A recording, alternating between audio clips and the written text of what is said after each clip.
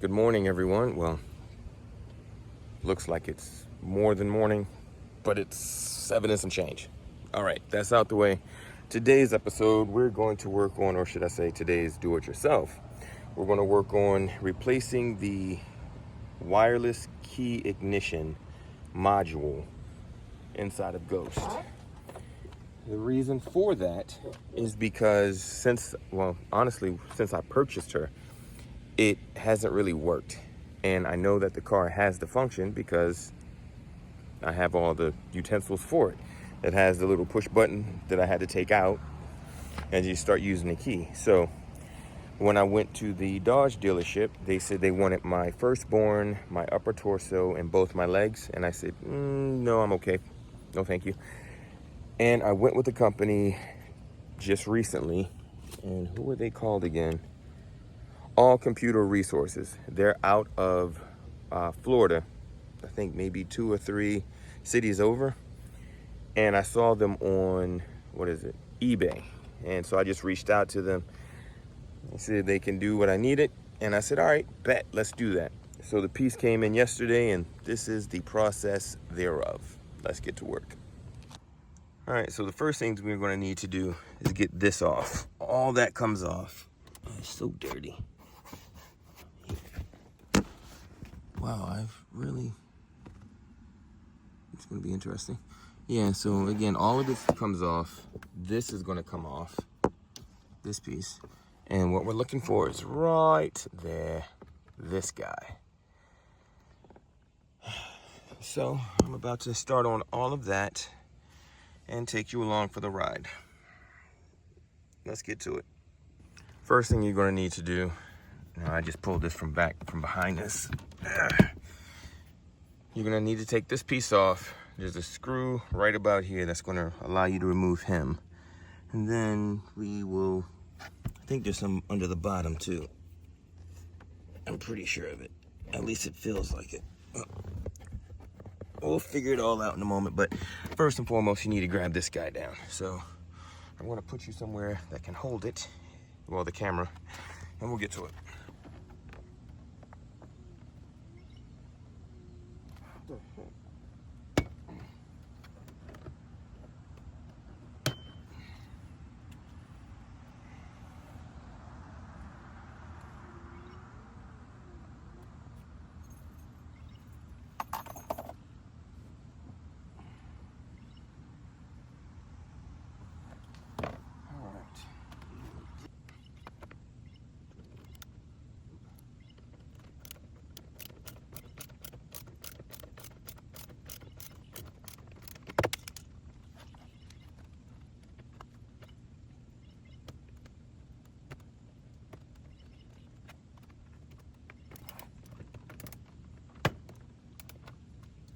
Okay. So, yeah, he comes out, but in my case, he didn't come out. The whole thing came out, which was interesting. And yeah, and everything just kind of fell in my hands. So theoretically speaking, once you pull him out, there would be a screw under the bottom, right about here, which I don't have on mine, not sure why. And then there is a tab, 1, 2, 3, 4. 4 tabs that you would pull and the whole piece comes out. So there's that. Now, what you're gonna wanna disconnect is your trunk lid or your trunk release. Pull that little switch and he's out. Voila. And he's just kind of hanging there. That is that. Next up, 1, 2, 3, 4. I think that's all that holds the plate. And then we go behind it to get to you. I don't think there's a reason for me to, because if I do, that's taking all of that out. And I don't think that is necessary. We'll find out together. The bolt's 10 millimeters.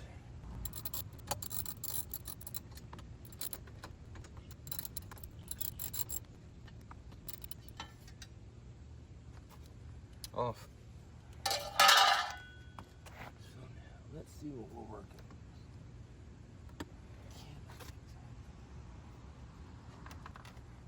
All right. It looks like I may just have to do that. Take off this guy.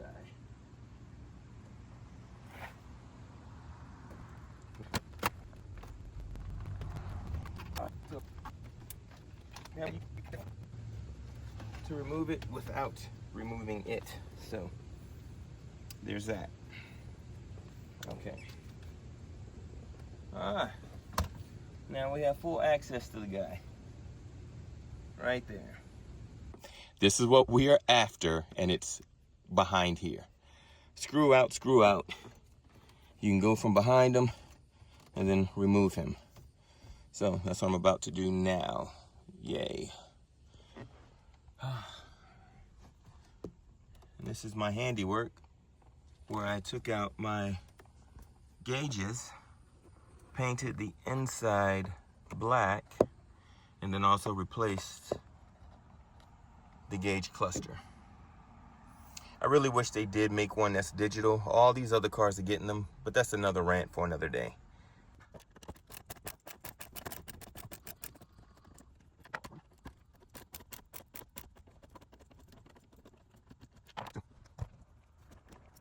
Oh, it's four of them. Wow, I'm blind. These other two are just sitting right there in plain sight, and I completely missed them. Ooh, who is blind?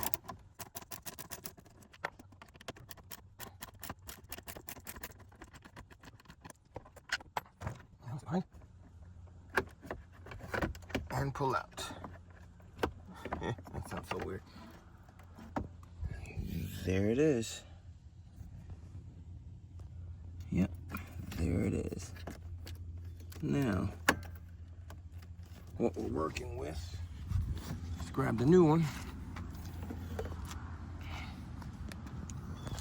All right, so it's going to be a single piece that I'm going to pull out this guy, because there's no other wires anywhere else. This guy. I'm going to need both hands for that, so I'm going to set you down. Okay, so the new one is reconnected. I am now about to screw them back in, and I don't think I need to show you that. It's simple as screwing it in. And from there, we'll keep it moving and see what else we need to do. All right, so I've got the module in place. He's screwed in. I'm putting the metal bracket, well, this metal shield back on. Reattach him to there, one to there. Put him back on, screw him back in place to there, and that should do it. This is the old one, and the new one is in. So yeah. And we'll make sure that my push to start works, because that was the reason I got this. All right, let's get it.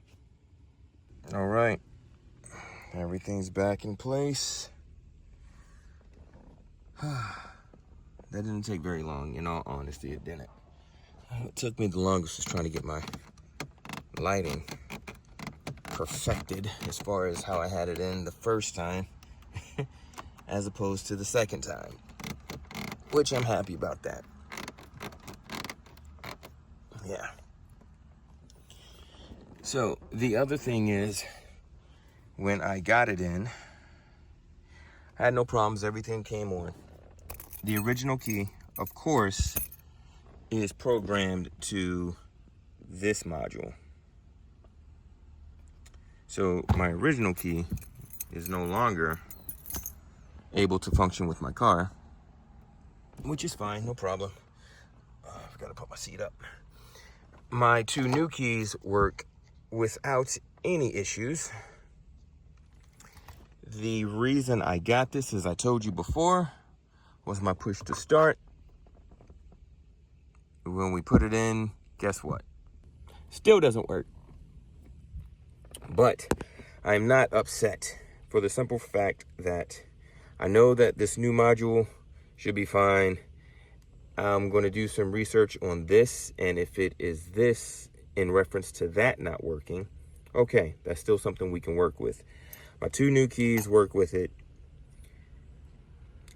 Again, I'm not going to cry over spilled milk, and this was a new learning experience that I can share with all of you. So now you know how to change it if you ever need to. I now know how to change it if I ever need to do it again. And the mystery still is on when it comes to this guy. So now, allow me to stop myself right there. We're going to go over a few things that you need to know as a do-it-yourselfer.